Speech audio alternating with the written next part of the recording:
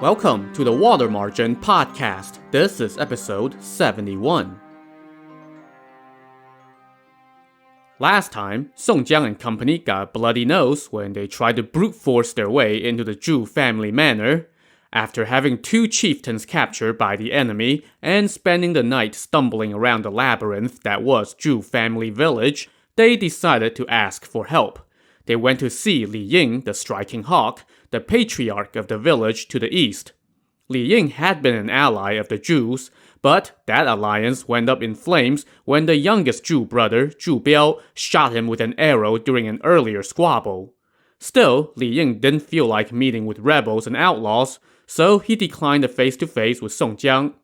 But his steward, Du Xing, gave Song Jiang and company some really helpful intel about the roads around here. Or, at least, it would have been helpful had they gotten that intel before their foolhardy attack the night before. Anyway, Song Jiang and company now returned to camp and told everyone how Li Ying refused to see them. Li Kui the Black Whirlwind scoffed, "Brother, you went there with good intentions and gifts, but that bastard won't even come see you. Let me take 300 men and go smash open his damn house and drag his ass out to pay his respects to you." "Brother, you don't understand," Song Jiang said. "He is a wealthy, law-abiding citizen. Why would he risk meeting with us?" "That bastard must be a little kid. He's shy," Li Kui chuckled, and everyone had a good laugh before returning their attention to the present dilemma. "Two of our brothers have been captured, and we don't even know if they're dead or alive," Song Jiang said. "Everyone, you must put forth every effort and help me attack the Zhu Family Manor again." "Brother, who would dare to disobey your command?" everyone said in unison. "Who are you sending first?" "Hell, you guys are all afraid of those little punks, so let me go first," Li Kui scoffed. "No, you're not suited to be the vanguard," Song Jiang said, and Li Kui hung his head and pouted. Instead, Song Jiang decided that he would personally lead the vanguard with 4 other chieftains. The rest of the forces were divided into 2 more battalions to provide backup. Song Jiang then set out with 150 cavalry and 1,000 infantry and marched on the Zhu Family Manor. They soon arrived in front of Long Dragon Ridge, and Song Jiang got his first good look at the manor. It was a truly impressive structure. Situated atop the ridge, it was defended by a wide moat and large willow trees. Its walls were lined with weapons and stout soldiers. By the front gate were 2 white banners with large characters that said, "Fill in the marsh and capture Chao Gai, stomp flat Liangshan and take Song Jiang." When Song Jiang saw those banners, he flew into a rage and swore to himself, "If I do not sack this place, I will never return to Liangshan." When the other chieftains heard that, they all got pissed too. By now, the 2nd Battalion had arrived to attack the front, so Song Jiang led his vanguard and swung around to the back of Long Dragon Ridge to see if there were any vulnerabilities there. But they were greeted with a stout defense there as well. Just as they were checking out the rear of the ridge, they saw an army charging toward them from the west. Song Jiang left half his troops to keep watch on the back gates of the manor, while he led 2 chieftains and the other half of the men to go meet this incoming army. From around the hill, about 30 riders appeared, surrounding a stunning female warrior. This was Hu Sanniang, the daughter of old Squire Hu, and the fiancée of the Zhu's youngest son. She rode a black-maned steed and wielded a pair of curved sabers. About 500 men followed her as they rushed to help the Zhus. "I have heard that the Hu family has a formidable female warrior. This must be her," Song Jiang said. "Who dares to go fight her?" Before he even finished his question, one of the 2 chieftains with him, Wang Ying the Stumpy Tiger, had already galloped forth. So, if you remember, this Wang Ying was a real horn dog. So when he heard that it was a woman coming this way, he eagerly volunteered to meet her. With battle cries roaring from both sides, Wang Ying and Hu Sanniang faced off, him wielding a spear and her with her twin sabers. After a dozen bouts or so, however, Song Jiang could see that Wang Ying was in trouble. Now, when he first saw Hu Sanniang, Wang Ying was so taken with her that he could not wait to capture her for himself. But that was proving much easier said than done. In fact, he was the one who seemed on the verge of being captured. And yet, despite all that, he kept flirting with her even while they were hacking at each other, flashing her a smile here and a wink there. And Hu Sanniang was like, seriously? Can a woman please just go about her job without being harassed in the workplace? But in this case, she had an easy solution to that problem.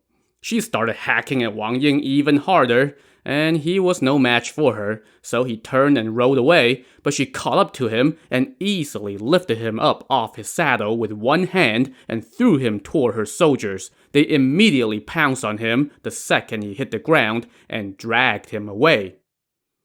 Seeing his comrade get taken prisoner, O Peng, the other chieftain with Song Jiang, rode out to try to save him, and Hu Sanniang took him on as well. That O Peng was originally a military man, so he was very handy with a spear. In fact, his skills greatly impressed Song Jiang. And yet, even he could not gain any advantage against Hu Sanniang. Another chieftain, Deng Fei the fiery-eyed lion, now charged in to help, swinging his iron chain. When the Zhu family saw this from their walls, they were afraid that Hu Sanniang would slip up, so they quickly opened up their back gate, and the eldest son, Zhu Long, charged out with 300 men and made straight for Song Jiang. The chieftain Ma Lin saw them and rode forth to fight Zhu Long, while the chieftain Deng Fei now stayed right next to Song Jiang, just in case anything happened. Song Jiang saw that Ma Lin wasn't a match for Zhu Long, and that O Peng couldn't beat Hu Sanniang, and he was starting to get worried. Just then, though, another army charged onto the scene, led by the chieftain Qin Ming the Fiery Thunderbolt. He had heard commotion from the back of the ridge, so he rushed over to provide backup, and Song Jiang was quite happy to see him. "General Qin, go take Ma Lin's place," Song Jiang shouted. Qin Ming was, of course, impatient by nature, and the Jews had captured his disciple Huang Xin last night, so he was already in a bad mood.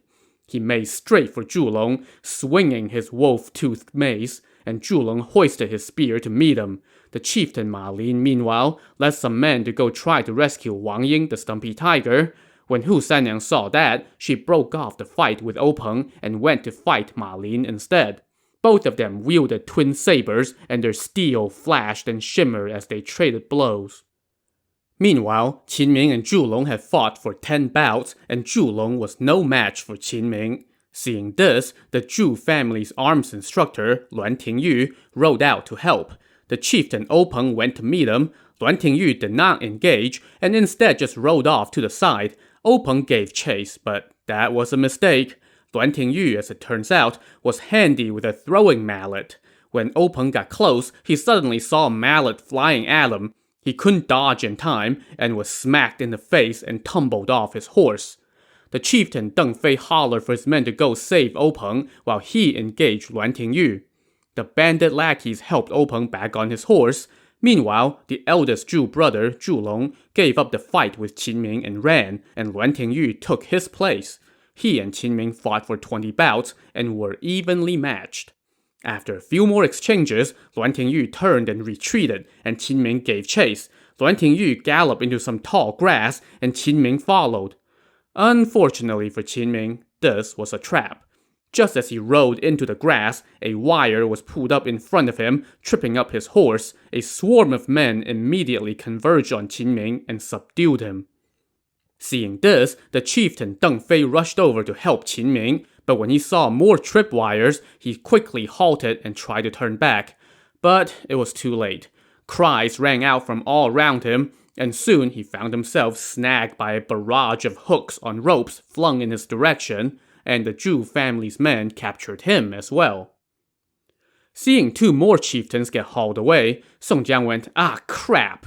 The chieftain Ma Lin now broke off his fight with Hu Sanniang and rushed over to protect Song Jiang as they retreated south. Behind them, the combined forces of the Zhu and Hu families gave chase. Ahead of Song Jiang, the road came to a sudden dead end. He thought he was done for, but just then, about 500 men appeared from the south, led by the chieftain Mu Hong the Unrestrained. From the southeast came another 300-some men, led by Yang Xiong and Shi Xiu, the guys who started this beef with the Zhu family. At the same time, from the northeast came another force, led by Hua Rong the Archer. All these guys were top-notch warriors, so Song Jiang was quite happy to see them. They converged and made straight for the Zhu family forces, which were led by Zhu Long the eldest son and Luan Tingyu the arms instructor. Seeing the tide of battle turning yet again, the Zhu family was worried that their guys would take a beating, so while the middle brother Zhu Hu guarded the back door, the youngest brother Zhu Biao led 500-some men and charged out to join the fight. The two sides scrummed behind the ridge. Meanwhile, the Liangshan chieftains Li Jun, the river dragon, Zhang Heng, the boat flame, and Zhang Shun, the white streak in the waves, tried to swim across the moat, but they were repelled by a barrage of arrows. The rest of the Liangshan forces could only shout from the opposite bank. As the scrum dragged on, it was starting to get dark. Seeing this, Song Jiang told the chieftain Ma Lin to escort the injured chieftain O Peng out of the village first, and then he told the bandit lackeys to ring the gong to signal retreat, and all the Liangshan forces now fell back, fighting as they went. Song Jiang personally rode through the melee to make sure everyone was going the right way, but suddenly he saw Hu Sanyang galloping toward him. He had no chieftain around to protect him, so he turned and rode off toward the east. Hu Sanyang gave chase, and she was closing rapidly.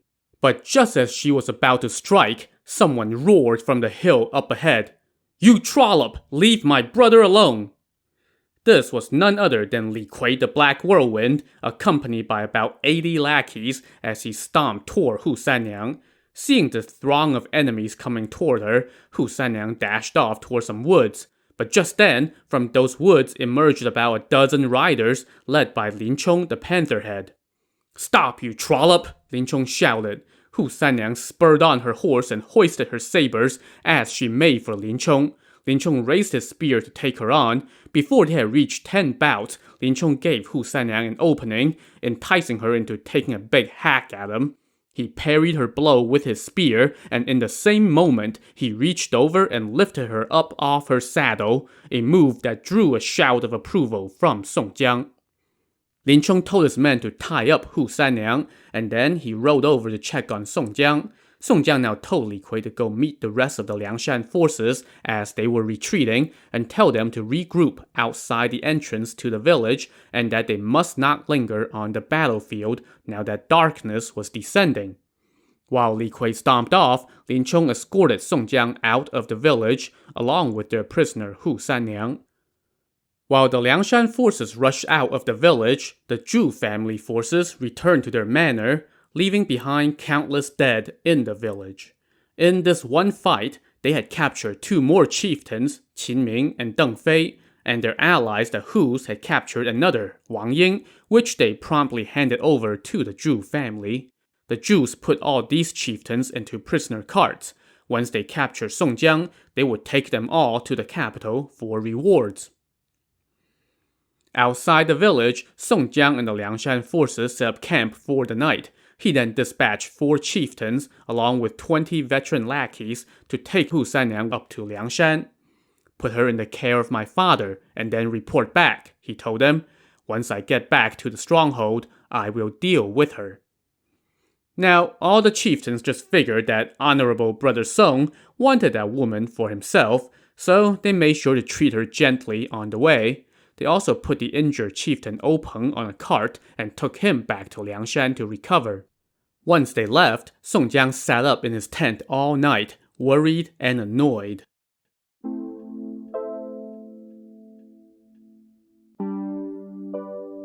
The next day, word came that a reinforcement of 500 men had arrived, led by Wu Yong, the military strategist, the 3 Ran brothers, and the Halbert twins, Lu Fang and Guo Sheng. Song Jiang quickly welcomed them and invited Wu Yong to his tent. Wu Yong had also brought some wine and food for Song Jiang and the troops, which were promptly distributed. Brother Chao Gai heard that you suffered some setbacks, so he sent me and the other 5 chieftains to come help you, Wu Yong said to Song Jiang. How goes the fight in recent days? It's a long story, Song Jiang sighed. He then recounted everything that's happened, including all the chieftains who had been captured or wounded. I don't know what to do in the current situation, he lamented. If I cannot sack the Zhu Family Manor and rescue our brothers, I would rather die here than to go back and face Brother Chao. Wu Yong chuckled and proceeded to cheer up Song Jiang. Then, as they sat talking, a soldier reported that Hu Cheng, the son of the old Squire Hu from the manor to the west, was there to see Song Jiang with wine and oxen in tow. Song Jiang invited him in.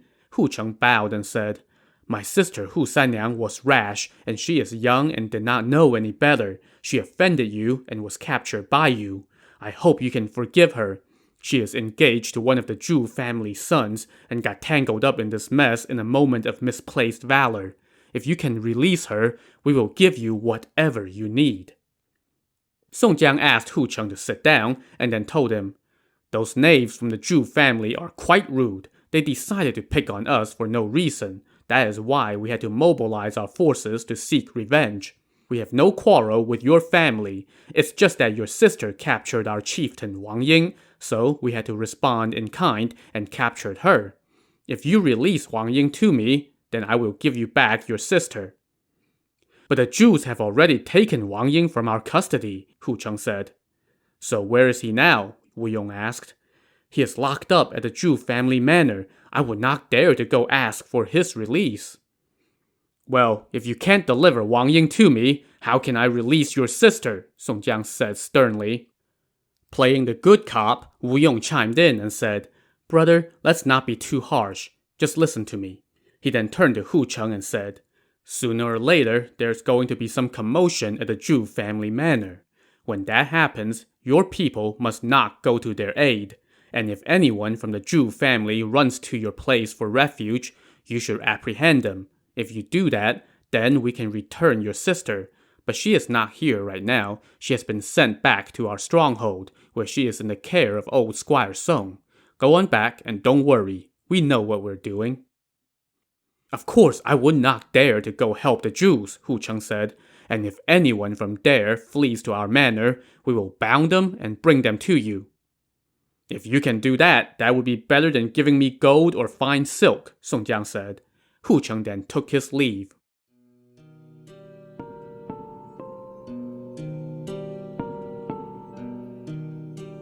A couple days later, the sentries at the back door of the Zhu Family Manor saw a group coming toward them in the distance. As the group neared, the sentries could see that they were carrying banners that said, Major Sun Li of Dengzhou Prefecture. The sentries quickly reported this to their masters. When the arms instructor Luan Tingyu heard this, he told the Zhu brothers, That Major Sun Li is my sworn brother. We studied martial arts together under the same master when we were kids. I don't know what he's doing here, though. So Luan Tingyu rode out with about 20 men, lowered the drawbridge, and greeted Sun Li, who dismounted and returned the greeting. Brother, you are stationed at Dengzhou, so what are you doing here? Luan Tingyu asked. The High Command has transferred me to Yunzhou Prefecture in this area to guard against the Liangshan bandits, Sun Li replied. We were passing through here, and I knew that you were at the Zhu Family Manor, so we came to see you. We were going to come to the front door, but we saw a lot of troops stationed outside the front entrance to the village. We didn't want any confrontations, so we swung around and got directions to come to the back door to see you. Luan Tingyu told him, We have been fighting the Liangshan bandits the past few days. We already captured a few of their chieftains. Once we capture their leader Song Jiang, we will take them all to the authorities. It's a gift from heaven to have you transfer here. It's like adding flowers to an embroidery, bringing rain to parch young grass. Sun Li chuckled and said, I may be untalented, but I can help you capture those rogues. Luan Tingyu was delighted and invited Sun Li and his entourage into the manor. Once they changed into fresh clothes, Sun Li and company went to pay their respects to the Jews. This is my sworn brother Sun Li, Luan Tingyu said to the Jews as he made the introductions. He was a major at Dengzhou Prefecture. He has been transferred here to defend Yunzhou. The patriarch of the family, Zhu Chaofeng, greeted Sun Li and said, "Then it sounds like I am also under your jurisdiction." "Oh, I am but a lowly officer. No need for such courtesies," Sun Li said. "I will no doubt rely on your guidance." Sun Li now summoned his wife and his brother's wife and told them to go pay their respects to the Zhu family's women. Meanwhile, he introduced his hosts to his entourage, which included 3 of his brothers, an officer that Yunzhou Prefecture had sent to fetch him, and 2 other officers who escorted him from Dengzhou Prefecture. The Jews then busied themselves with throwing a welcome banquet for their new reinforcement. 3 days later, sentries reported that Song Jiang and his bandits were marching on the manor again.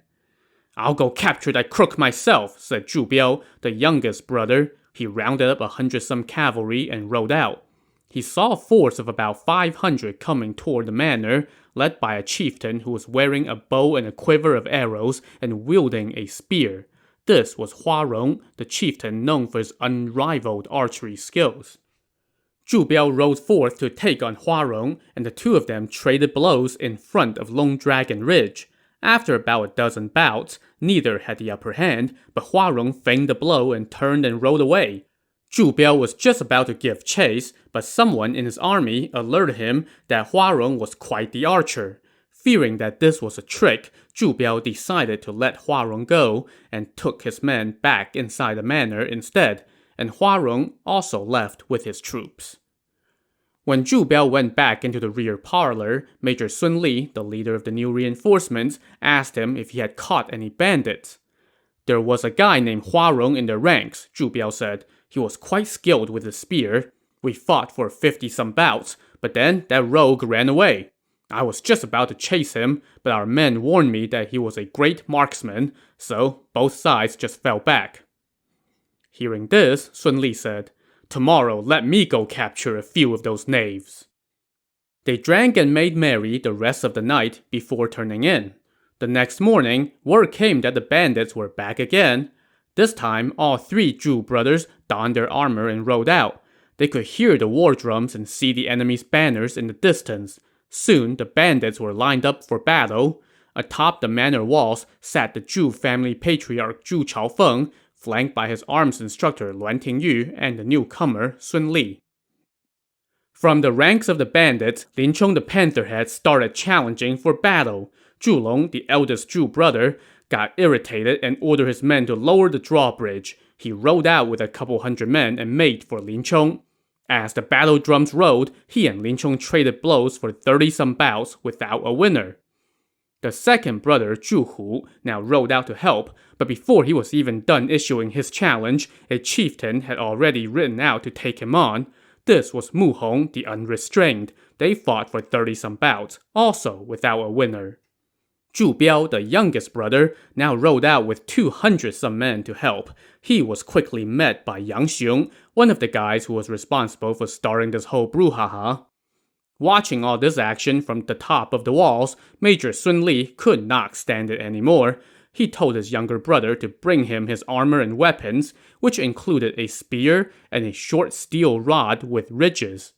He then galloped out to the front lines. The 3 chieftains from Liangshan who were out fighting now pulled back and reined in their horses, standing at the front of the lines. "Watch me go capture them," Sun Li said as he trotted forward. He then shouted toward the bandits, "Who among you have some skills? Come out and face me." Immediately, the sound of horse bells could be heard as a rider galloped out. This was Shi Xiu the daredevil, another of the trio of outlaws who started this feud. He raised his spear and took on Sun Li. They went back and forth for 50 bouts. Then, suddenly, Sun Li pretended to leave an opening, and Shi Xiu tried to stab him, but this was a trick. Sun Li dodged the blow and easily lifted Shi Xiu off his horse, carried him back to the Zhu family's lines, and tossed him onto the ground, whereupon his men immediately tied up Shi Xiu. With the momentum on their side, the Zhu brothers directed their forces to attack, and Song Jiang's army quickly fell back. The Jews then returned to their manor and congratulated Sun Li on his victory. How many bandits have we captured? He asked. The family patriarch Zhu Chaofeng tallied up the total and told him that they had caught 7 bandit chieftains in all, starting with that chicken thief Shi Qian and all the way up to the freshly captured Shi Xiu. Good, don't hurt any of them, Sun Li said. Put them in 7 prisoner carts. Give them some wine and food so they don't starve. If they look skinny, it will make us look bad. Once we capture Songjiang, we will take them all to the capital, and all the land will sing the praises of the 3 heroes of the Zhu Family Manor. Major, thank you so much for your help, Zhu Chaofeng said. Those Liangshan bandits are destined to fall. And so they feasted again the rest of the day. The next morning, around 8 a.m., they were all just sitting around after breakfast when suddenly word came that the bandits were back, and this time they were attacking on 4 sides. It won't matter if it were 10 sides, Sun Li scoffed. No need to worry, just get ready with your hooks and ropes. We must capture them alive. Dead ones don't count. They then went to the top of the walls to check out the situation.